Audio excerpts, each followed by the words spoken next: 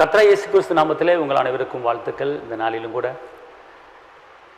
அநேகர் இந்த நாளுக்குண்டான வார்த்தை என்னவா இருக்கும் அப்படின்னு எதிர்பார்த்து கொண்டு இருப்பீங்க. ஆனால் உண்மையிலே தாகம் உள்ளவர் மேல் தண்ணீரை ஊற்றுவேன்னு சொல்லியிருக்கிறார். அவர் மேலே ஆற்று மேலே நீங்கள் தாகமாக இருந்தீங்கன்னா உங்கள் மேலே ஒரு மகிமை இறங்கும்.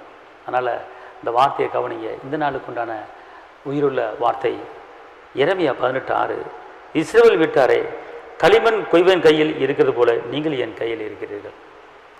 இஸ்ரவேல் வீட்டாரே, தேவனுடைய பிள்ளைகளே, இயேசு மகாராஜாவின் பிள்ளைகளே, ஒரு குயவன் கரத்தில் களிமண் இருப்பது போல நீங்கள் எல்லாரும் என் கரத்தில் இருக்கிறீங்க. எவ்வளோ ஒரு நல்ல வார்த்தை பார்த்தீங்களா? அப்போனா ஒரு குயவன் களிமண்ணை பாண்டமாக வணைகிறார். ஏனுங்களேன், களிமண் கீழே போட்டு மிதிக்கிறதுக்கு தான் பயன்படும். ஆனால் அந்த குயவன் அந்த களிமண் எடுத்து ஒரு மண்பானையாக வரைஞ்ச உடனே அது பானையாக உருவாகிடுது.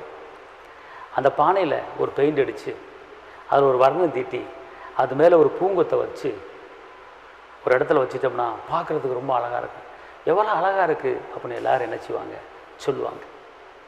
அன்பார்ந்தவர்களே, அதே போல் இன்றைக்கி ஒரு களிமண் போல் நீங்கள் இருக்கலாம். ஆனால் கர்த்தர் உங்களை வணைய போகிறார். கர்த்தர் உங்களை உருவாக்க போகிறார். கவலைப்படாது. களிமண் ஒரு மண் சட்டியாக மாறுவதற்கு தேவனுடைய கரத்தில் அந்த களிமண் வரணும். தேவனுடைய கரத்தில் அந்த களிமண் வந்த உடனே இன்னொரு காரியம் என்னன்னு கேட்டிங்கன்னா, அந்த பானை பனைஞ்ச பிற்பாடு அந்த பானை நெருப்பில் போட்டு வாட்டி அது சுடப்பட வேண்டும். அதுக்கப்புறம் பாருங்கள், அந்த பானை ஸ்ட்ராங் ஆகிடும்.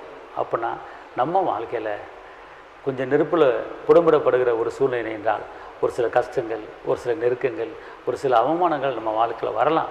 அதை தாங்கி கொண்டிருங்க. அதுக்கப்புறம் உங்கள் வாழ்க்கை தலைகளாக மாறும், அற்புதமாக மாறும், அதிசயம் மாறும், மேன்மையாக்கி மேன்மைப்படுத்துவார். அல்லேலூயா. கவலைப்படாதுங்க. உங்களுக்கு நான் சுபிக்கிறேன். தாப்பனை இயேசுவே நன்றியோடு துதிக்கிறேன், ஸ்தோத்திரிக்கிறேன். அந்த நாளிலும் கூட ஆண்டவர் குயவன் கரத்தில் களிமண் இருப்பது போல உங்களுடைய பிள்ளைகள் இருக்கிறாங்கப்பா. இந்த பிள்ளைகளே ஆண்டவரை ஆஸ்வதிங்கப்பா. எல்லா குறைகளை நிறைவாக்குங்க, தேவைகளை சந்திங்கப்பா. கீழாகாமல் மேலாக்கி வாழாக்காமல் தலையாக்கி மலை மேல் இருக்கிற பட்டணங்களோட பிள்ளைகளை உயர்த்துங்கப்பா. இந்த இரத்தத்தின் வல்லமை கூட இருப்பதாக ஆசீர்வதிங்க. இயேசுவின் நாமத்தில் பிதாவே, ஆமென். கர்த்தர் உங்களை ஆசீர்வதிப்பார். பயப்படாதிருங்கள். ஹல்லேலூயா.